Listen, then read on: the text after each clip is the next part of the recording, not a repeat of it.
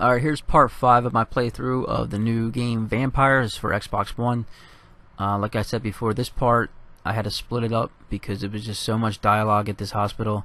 You talk to a bunch of people. It's over an hour of just meeting these people. They're all interesting, I think, but it was just kind of story heavy all at once. It kind of slowed the game progress. You're making your way through the town, and then you're talking to these people for almost an hour, so it kind of ruined the flow of the game. So most of this video is going to be all dialogue, and then it's going to take me to the second floor, and then I'm going to rest at the bed there. But that's it, and here we go.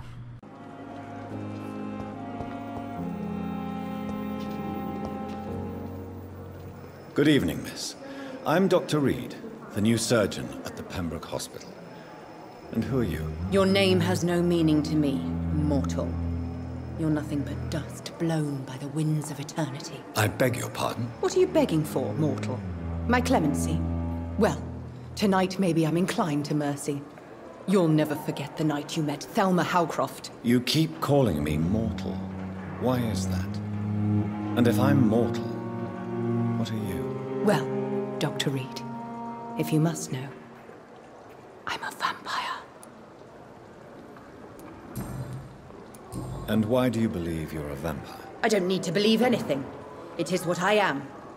It is what I feel within this hollow shell of flesh. Please, describe to me how you feel. What is it like to be a vampire? I can hear my body crumble from the inside as my flesh cracks and fades. I sense the last pulse of postulant blood within my drying veins. I need new blood. I see. Have you ever heard of Cotard's syndrome, Miss Howcroft? Never. It's a mental illness discovered by a French neurologist named Jules Cotard. The affected patients are delusional. They believe that they are putrefying, that they are dead, a ghost or a ghoul, or in your case, a vampire. Delusional, you say? Oh, sad and petty mortal. You can't even begin to understand the concept of immortality. And you think it is I who am delusional. I'm assuming you must be a patient here. Am I right, Miss Howcroft? It's only a cover. To hide from my enemies. I can leave whenever I want. As a woman, a spirit, fog, or bat. Who are these enemies you mentioned? Can you describe them? I cannot say for sure. But I sense their eyes on me from nearby. I feel them watching me every time I visit the garden near the morgue. The staff here are not your enemy. They're here to help you, to care for you. I'm not speaking of the doctors in white. I'm speaking of the men and women who hunt me. For I am a vampire. I see. Don't worry. These people will not find you here. I'll personally make sure they leave you alone. Thank you, mortal. But do not interfere with them, for you are no match for those that hunt me.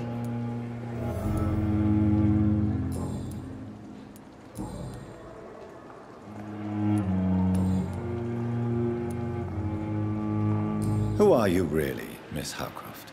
I mean, apart from being a vampire. Is that not enough for you, puny mortal? What do you require? Proof of my powers? I'm curious to know who you were before becoming a vampire. It was such a long time ago, I don't remember. Centuries of unholy life can have strange effects on one's minds, you see?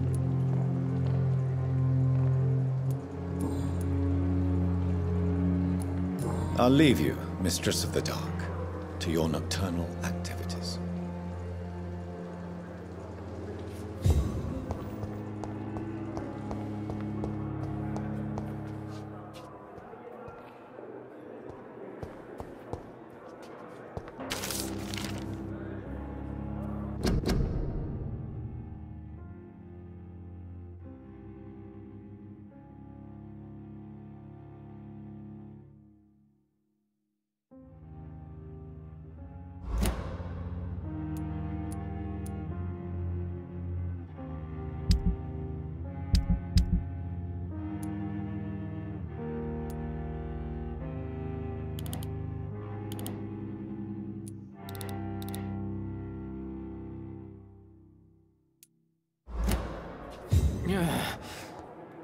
Damn.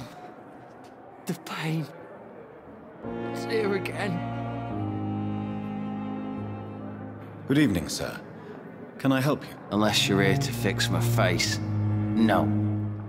I don't think you can help me. I'm Dr. Reed. I've recently taken the position of head surgeon here. War injuries, am I right? You guessed right, Doctor. German shell took my pretty little mug right off. But they still call me Thomas Elwood. How is your stay with us, Mr. Elwood? Oh, it's bliss. I just escaped death in the trenches to be surrounded again by the moans of the dying. Can I ask you precisely why you're a patient here? It's the pain, sir. The drugs don't work. It just hurts under the scars, if you get my drift. Can I do anything for your pain? Nurses gave me a bunch of pills. No effect. Told you. It's like the flames are under my skin, burning away. Who is treating you? Is someone in particular looking after your case? Nobody since the old and tired doctor spoke to me. Started to think I was forgotten about. Wouldn't blame you. You don't seem worried by that. My face hurts so much more when I smile or cry. I've learned it's easier not to speak. But be assured I'm smiling inside.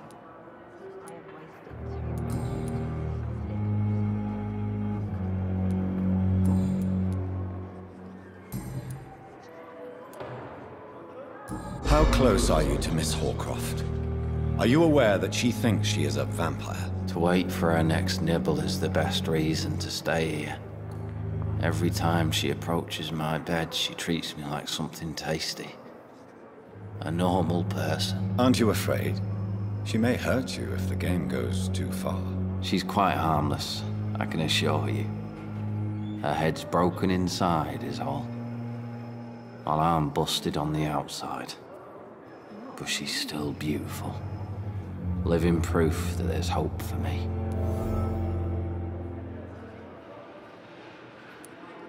So do you let her bite you? You know that's not sanitary. And why not? She's only supping a few drops of me blood. And the pain, it's real for once. She could decide to bite less willing patients. Then it's another good reason for me to stay here, Doctor. You do realize she's mentally disturbed. It's called the Cotard syndrome. She truly believes she's a vampire. In her madness, she never refers to my scars. And frankly, if I could, I'd join her world. It seems much more fun than the real one.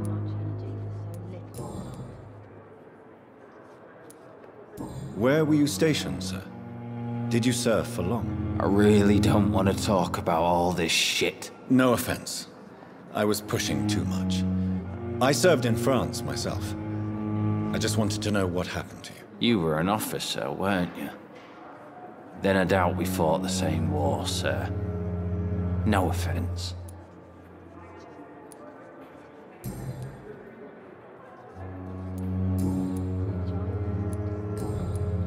Goodbye for now, Mr. Elwood. You disgust on every street corner. The daily routine.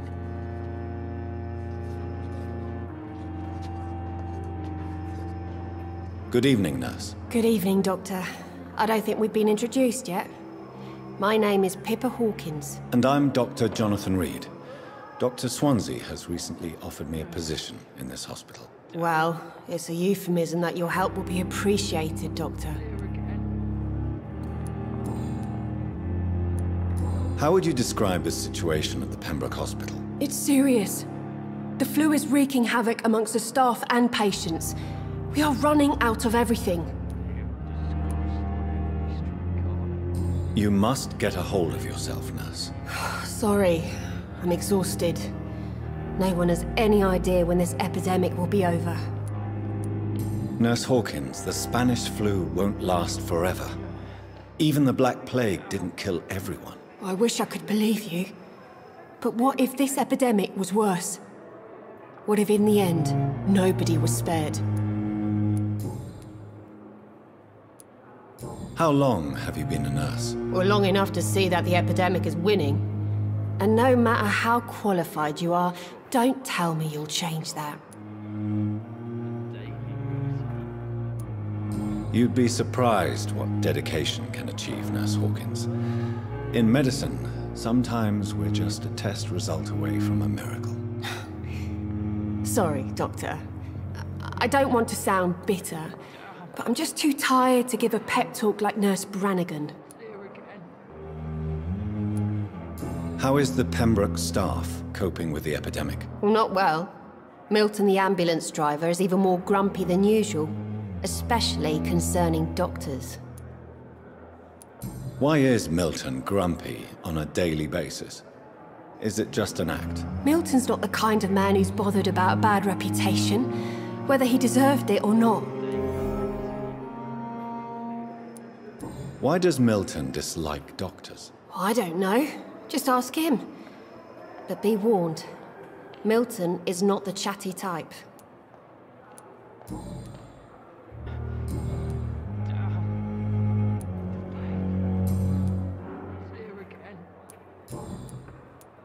Goodbye, Nurse Hawkins.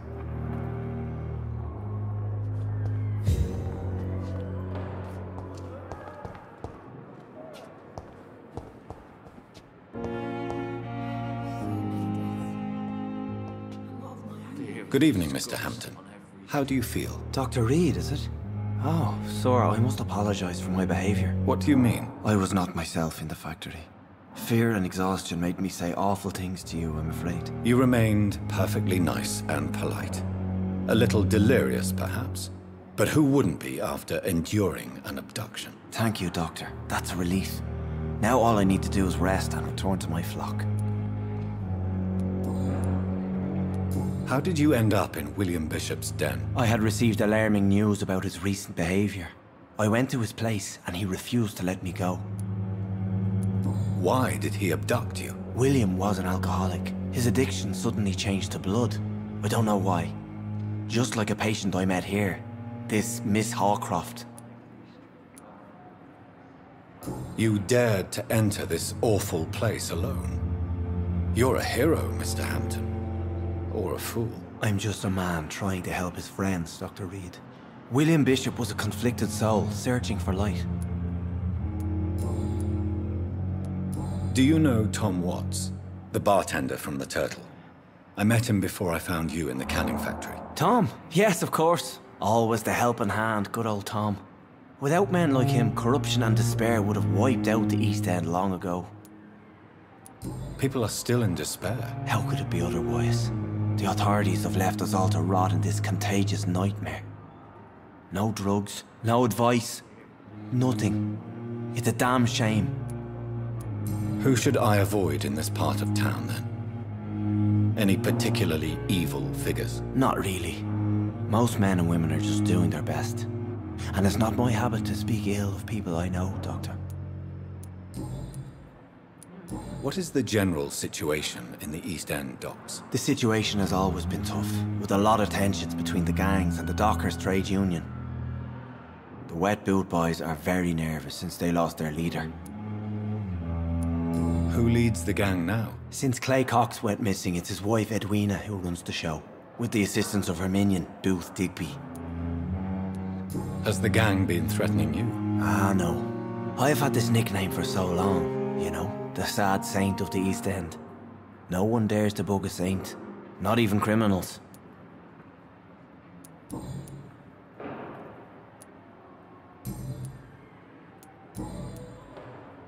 What do you do for a living, Mr. Hampton?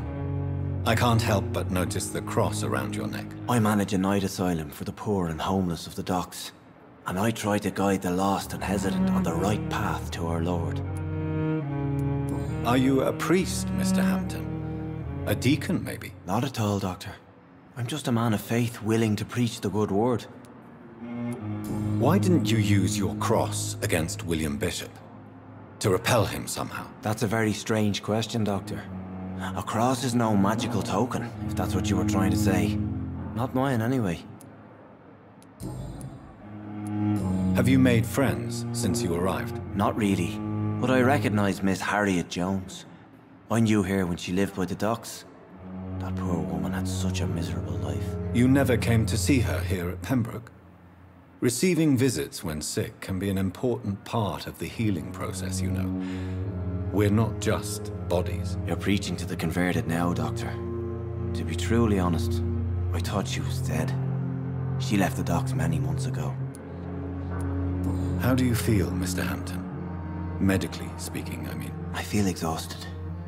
Beyond exhaustion, actually. William drank so much of my blood in his madness. I feel empty. You're in good hands here.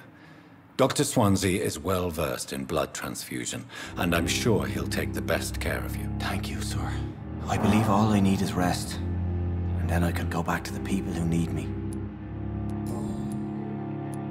Goodbye, Mr. Hampton. We'll talk again later. I wonder why the Goswicks came here in the first place. Fear and disgust on every street corner. The daily routine.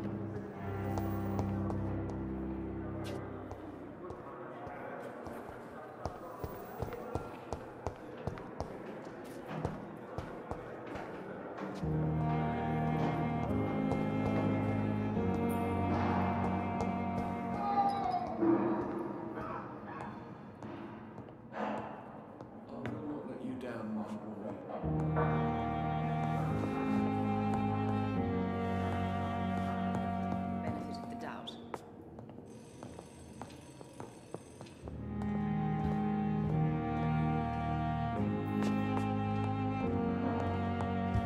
My sweet girl. Reads me like a book. I never could keep anything from her.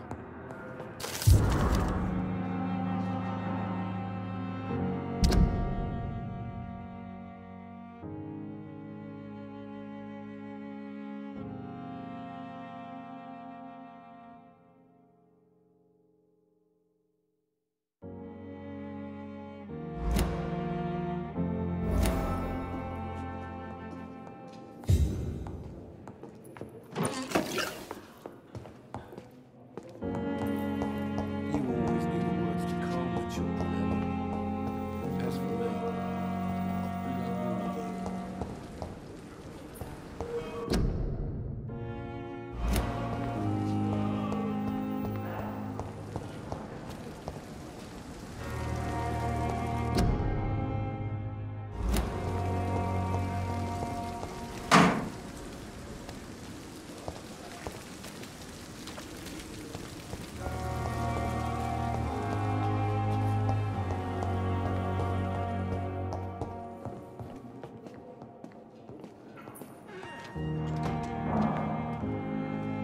Good evening, sir. I'm Dr. Reed. May I help you? I don't know if a third opinion is needed. Your colleagues are already arguing about my condition. I see. Would you mind telling me more about your situation? I'm Harvey Fiddick. All I want is to get me bloody arm fixed properly. Tell me about yourself, Mr. Fiddick. I'm just a regular guy waiting to get his arm fixed, so I can return to work and to my family. I was more curious about what you were doing before being hospitalized. I'm a carpenter, and a good one too. But that means I need both arms to feed my family, Dr. Reed. Are you satisfied with your treatment here? Well, it's clear that I've chosen a bad time to be injured. Forgive my bluntness, but you seem overwhelmed by cases of the flu. I won't lie to you about it. I'm afraid we are. Are you sure you don't want to operate yourself, Dr. Reed? I have the feeling you're very capable, and your colleagues seem to think so too. In other circumstances, you would be right. But for now, I don't think I can take on the responsibility. My apologies. Tell me about the doctors who are arguing about your case. Strickland and Aykroyd. They both want the best for me, but there's a lot of pride there. Doctors are no different from carpenters, it seems. What do you mean? I often had professional arguments with rivals on a building site. Difference is, I disagreed about wooden nails, not flesh and bones.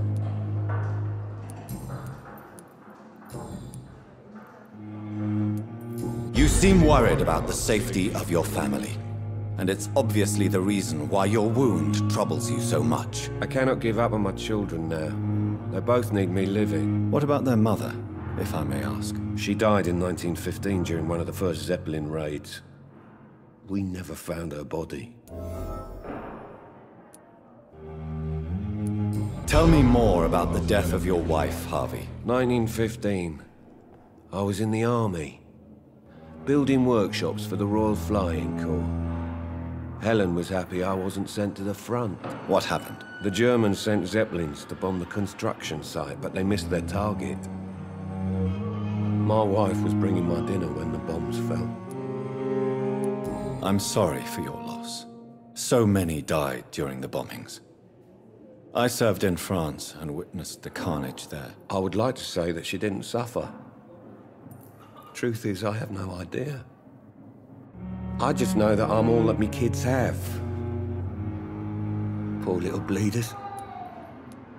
How are your children after losing their mother? They were smaller then. The only good thing about this is my Helen didn't bring them with her that night.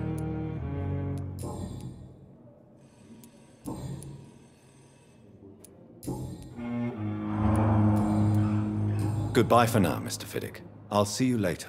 You always knew the words to calm the children, Helen. As for me, what a blundering idiot. What can I do for you, Doctor? Thank you, Nurse Crane. I will not let you down, my boy. Good evening, Doctor. I believe we're going to be working together. Dr. Reed.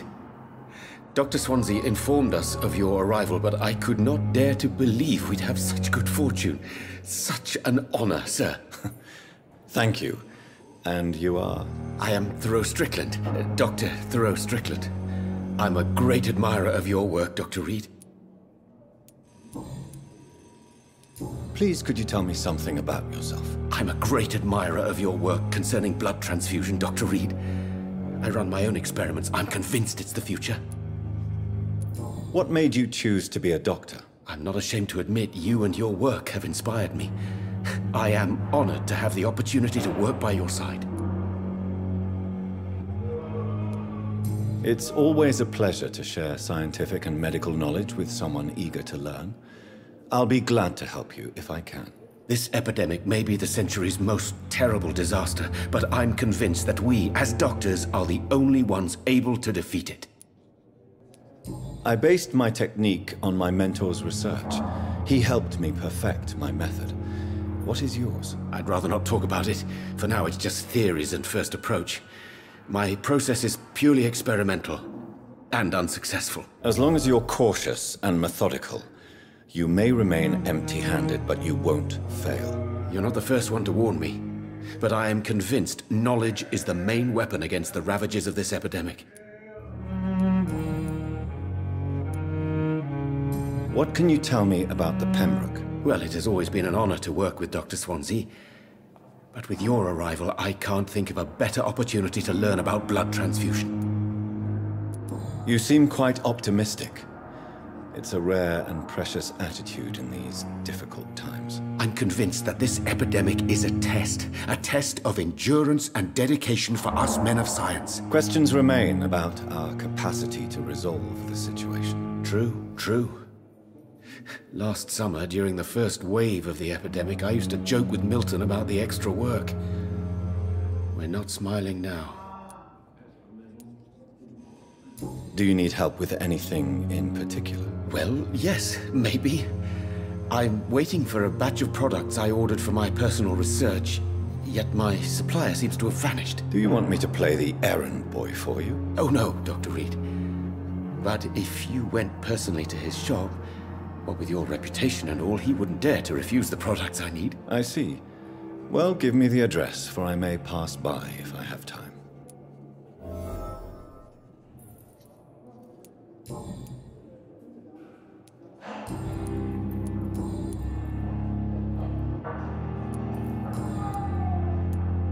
Goodbye, Dr. Strickland. Good evening, sir.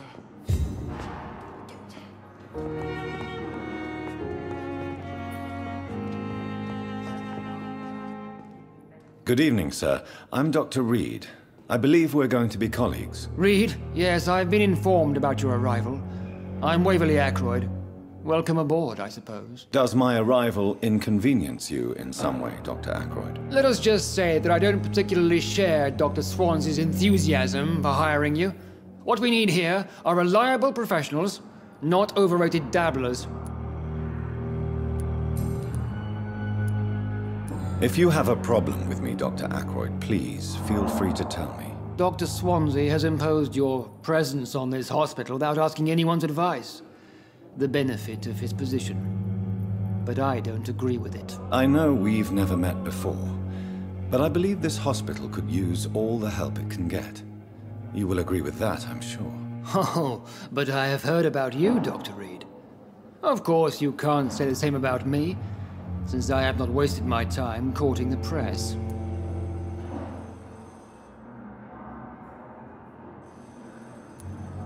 There is no need for such animosity between us.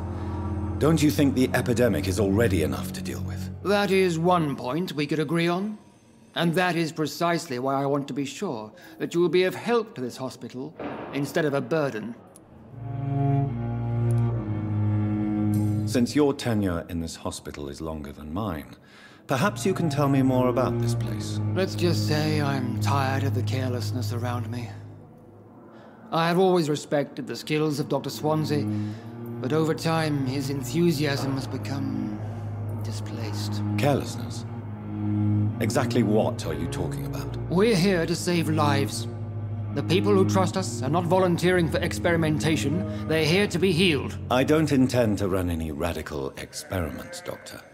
Even if I, as any good practitioner should, express an interest in pushing the boundaries of medical research. Modern medical methods were created through audacity and ego. But there are rules in our line of work, and they're here to protect our patients.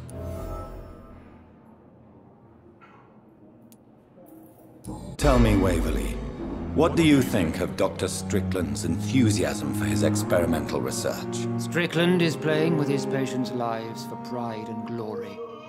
Now that, sir, is unethical. Are you thinking about something in particular? Harvey Fiddick needs delicate surgery.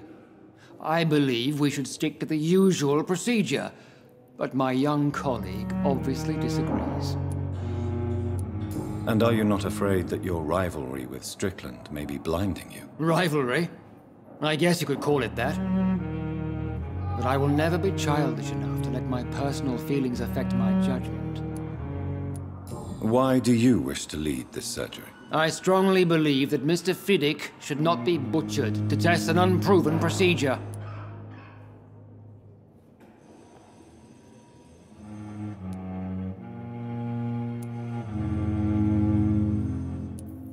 If you are going to lead this surgery, I'm trusting you to assume the consequences of your actions, whatever the result. I'm not the kind of man who runs away from his responsibilities, Dr. Reed. There is no need for you to be looking over my shoulder.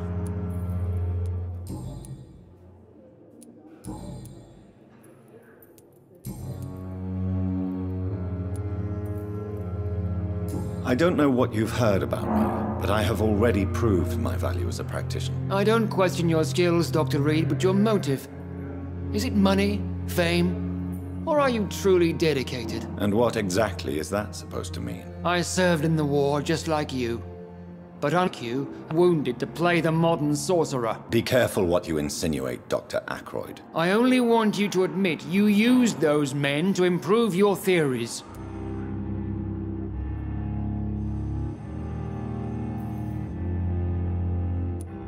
I don't see any reason why I should justify my actions to you. That's true, Dr. Reed. The only judge has to be yourself. The question is, are you judging yourself hard enough? It seems you have bad memories of your military service. I refuse to see this industrial slaughter as scientific progress. War only reveals the worst in men. We can at least agree on something, Dr. Ackroyd.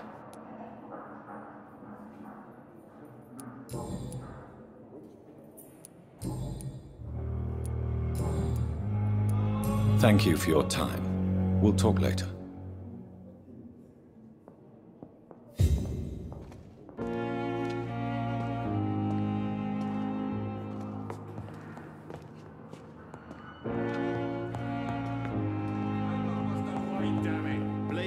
not further your agenda, sir. How long's it going to take to fix me properly? A month? A year? You have the right to disapprove of our methods, and you will kindly apologize when you're feeling better.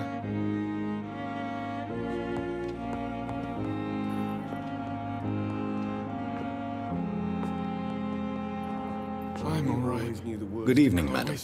Can I help you? It's my son who needs you, sir. I'm Dr. Jonathan Reed.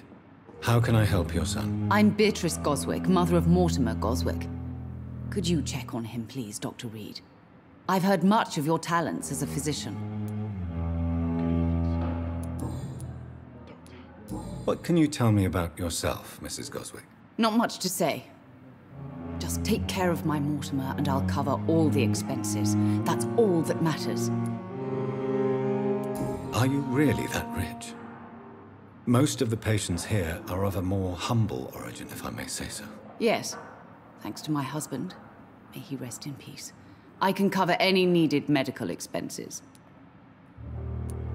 May I ask if you have an occupation, Mrs. Goswick? I'm a teacher by profession. I teach young women who are more ambitious about their futures than their families. What do you think of your reception here? Any complaints? I have had the uttermost reservations about this hospital since we arrived. But we had no other choice, considering the state of emergency. Is there something in particular that's bothering you? Some of the staff were not especially welcoming. I suspect they're not accustomed to dealing with patients of such social standing. Tell me more about your arrival at the Pembroke Hospital. What gave you such a bad first impression? The ambulance driver was quite rude, for a start. And that nurse, Miss Hawkins, seems to have quite a dubious attitude. What do you mean? She managed to secure a bed for my son despite the epidemic. It was a relief, but it wasn't cheap. She charged you for a bed? Yes, and I paid without question, considering the urgency of the situation. I share your concern, Mrs. Goswick. Be sure that I'll talk to the people involved. I don't expect compensation, Dr. Reed. But I'm aware such behavior would not be tolerated in other hospitals.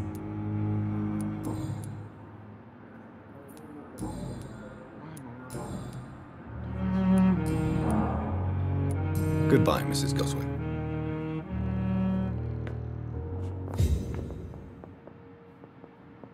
Good evening. I'm Dr. Reed. Can I help at all? No. Really? Why are you here, then? I don't want to talk. My throat hurts too much. I suppose that this pain is the reason you're here. Is someone taking care of you? Yes. And no. Could you at least tell me your name, sir? Mortimer. Mortimer Goswick. Why did your mother have you hospitalized here? She seems convinced this is a bad hospital. My mother just wants the best for me. She won't rest while I'm here. She'd go all the way to hell and back to help me. Pembroke Hospital may look unorthodox, but rest assured you're in good hands here. It's not me you have to convince, Dr. Reed. It's my mother. Is your mother bothering you? As your doctor, I can ask her to leave you alone if you would prefer. That's tempting, Doctor. But you have no idea what my mother is capable of. She would tie herself to my bed if you asked her to leave. How painful is your throat, Mr. Goswick? So painful I'd rather not talk at all, Doctor. I'm sure you realize a doctor and his patient have to communicate, sir. Would it help if I gave you some paper and a pen? Not really. I see. Then maybe it's not just your throat that hurts, Mr. Goswick. Perhaps your sore throat is just the consequence of something more hurtful. Yes, maybe. But I don't want to talk or even write about it now.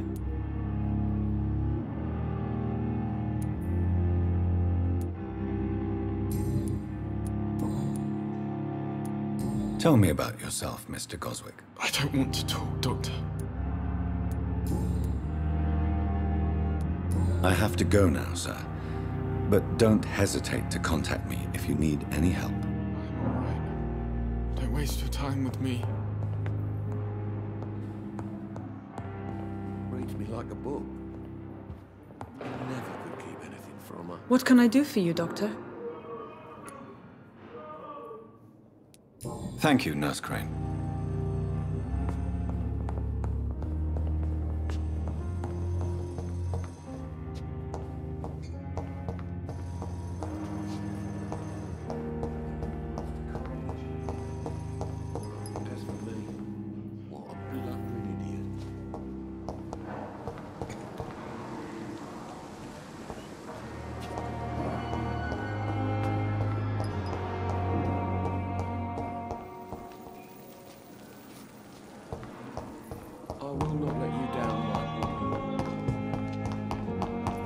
The resources, but we have some of the most brilliant minds in London here. Disgust on every street corner.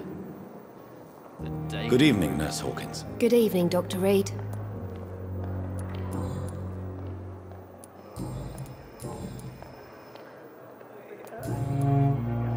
Goodbye, Nurse Hawkins.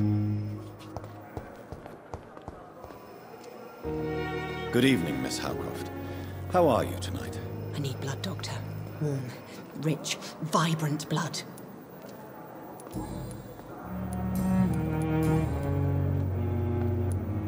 Tell me, Thelma, why do you feel so attached to Mr. Elwood? Why him? I'm not sure, Doctor. I think we have a bond of some sort. We've both suffered so much. He's the only mortal I find interesting. Do you plan to make him a vampire too? Of course not. How could I inflict my curse on anybody else? I'm not that cruel, Doctor. Would you say you and Mr. Elwood are romantically involved? No. No, Thomas is a delicate soul. Even though he disguises it. But I am not the woman he needs. No, for I am a vampire, Doctor.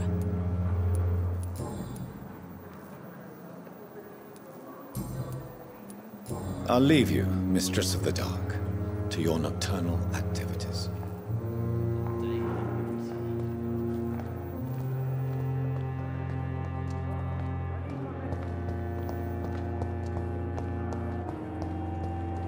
A giant morgue disguised as a hospital.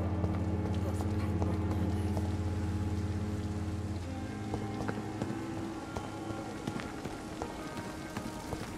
Another night with the glorious battalion of Pembroke. Good evening, sir. So it is true.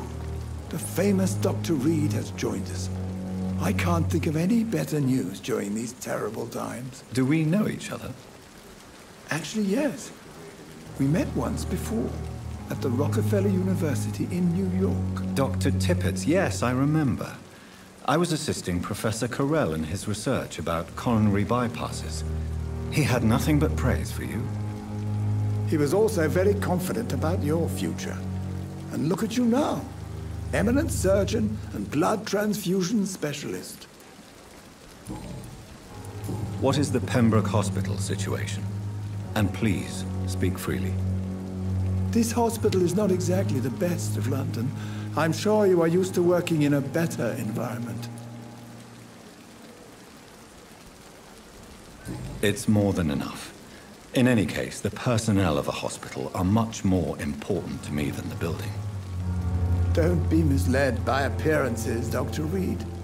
This hospital does not lack talented people. It just lacks hope. What can you tell me about the staff in the hospital? Some are really good, and others are not so good. But during this troubled period, there is no time for slander. I prefer to focus on the positive character traits. Tell me more about cherished people, then. Nurse Brannigan is a pearl. She is the most helpful and dedicated nurse I've ever worked with. A clever and cheerful woman. You really seem to admire her skills. I'll go even further. If she was a man, she would be a damn fine practitioner. Any opinion about the management? I don't always agree with Dr. Swansea's reserve, but I must admit he does all he can to keep this facility running during this crisis. Ah, yes, the burden of command. I was fed up with this concept while serving as a medical officer. Don't get me wrong. Swansea's a good administrator. I just wish he would get out of his office now and again.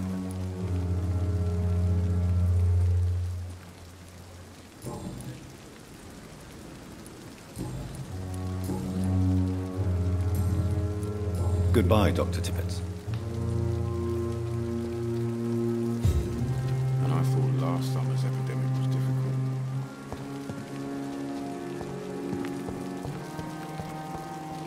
If only I were young again.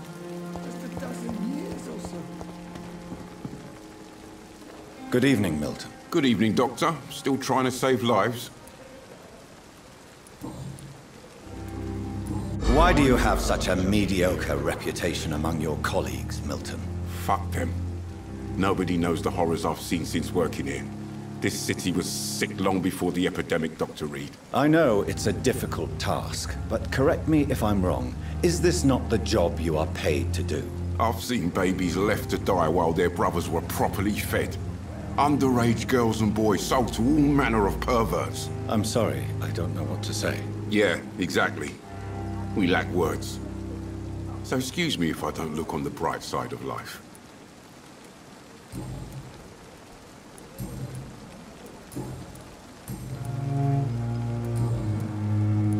Goodbye, Milton.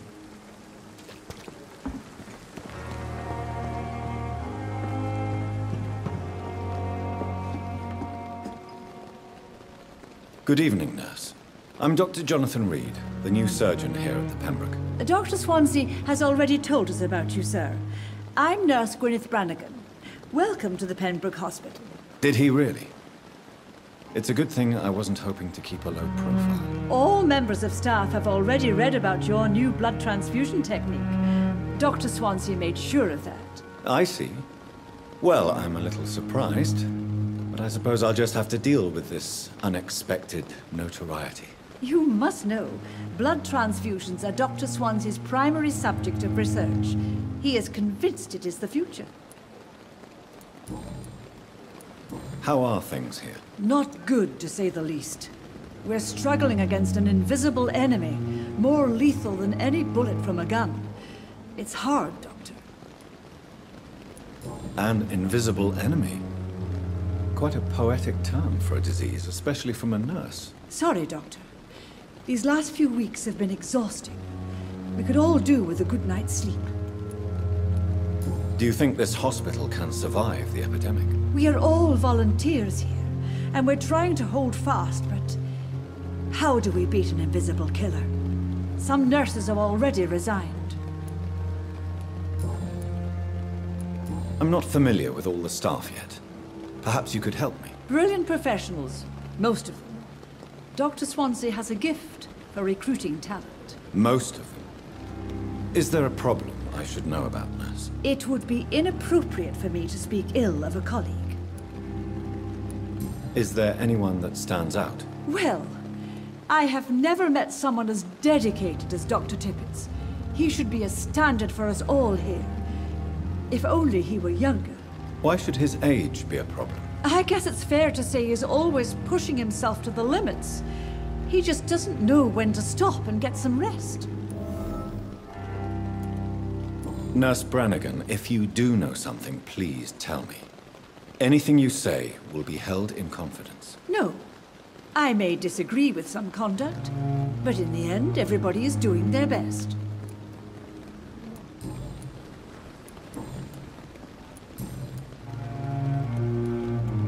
Why does Dr. Tippett claim you're the main reason he keeps working, despite his fatigue? If it wasn't for him, I probably would have left the Pembroke years ago. Dr. Tippett does not think of you as just a nurse anymore, does he? If you're suggesting he's not taking my gender into consideration when it comes to medical practice and knowledge, I really hope he doesn't. Goodbye, nurse. Call me if you need assistance.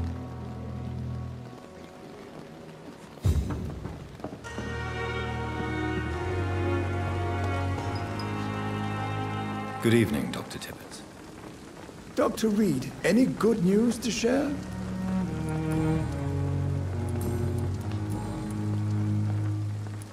You're exhausting yourself, Corcoran. Maybe you should think about preserving your strength. No. We must keep on healing all those poor souls. We are the last rampart before chaos. Once more unto the breach.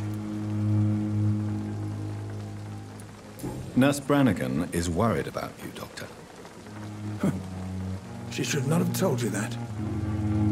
I will have a word with her. You don't have to blame her for her honesty. I'm not that kind of man, my dear Jonathan. Actually, Nurse Brannigan's opinion is the only one I may listen to. Goodbye, Dr. Tippett.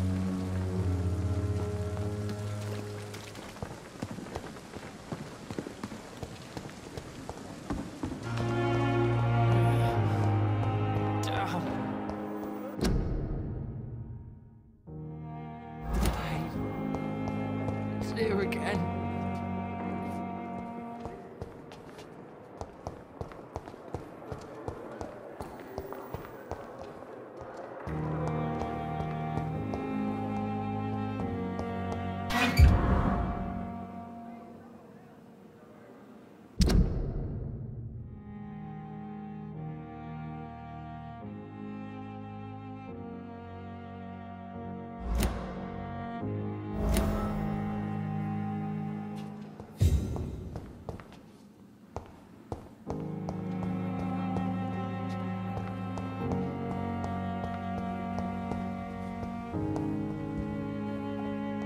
It's locked.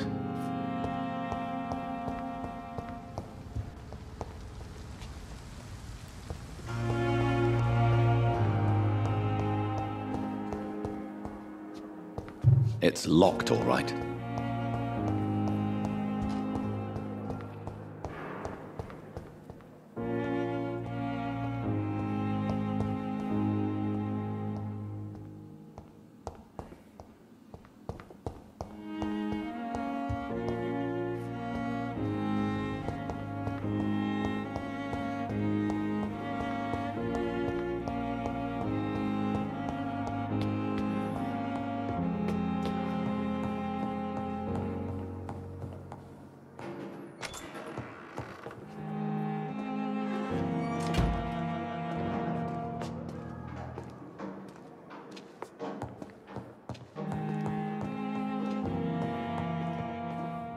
Not now.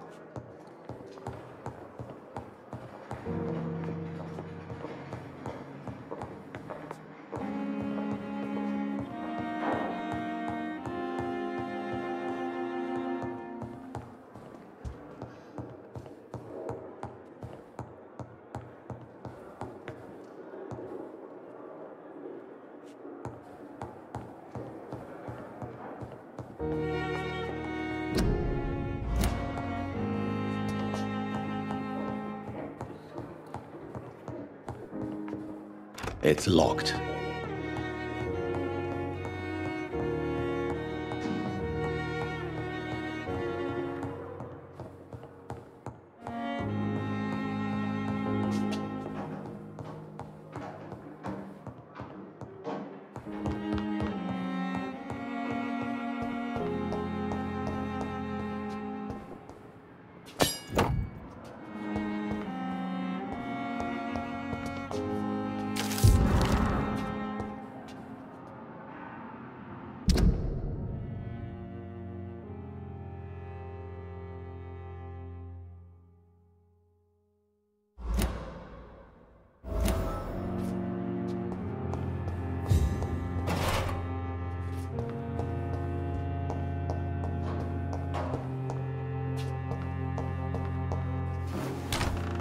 This must be the place. It's definitely away from prying eyes. Relegated to the shadows. A kingdom of my own. At least I won't be sleeping in a coffin.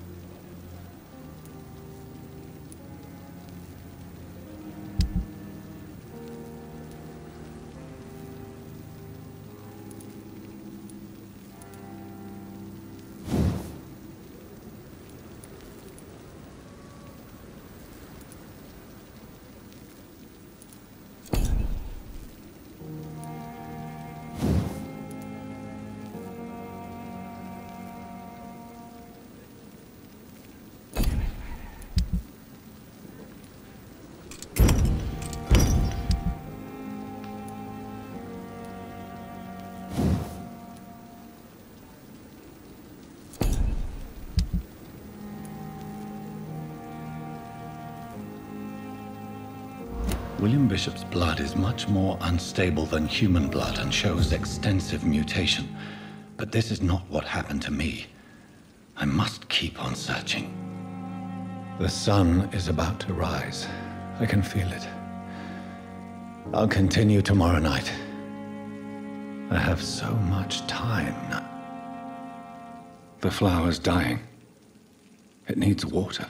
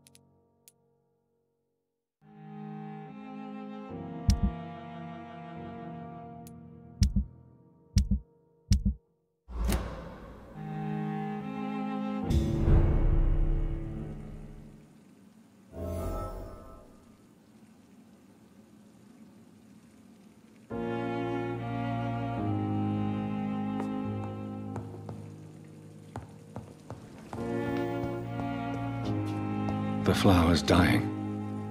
It needs water.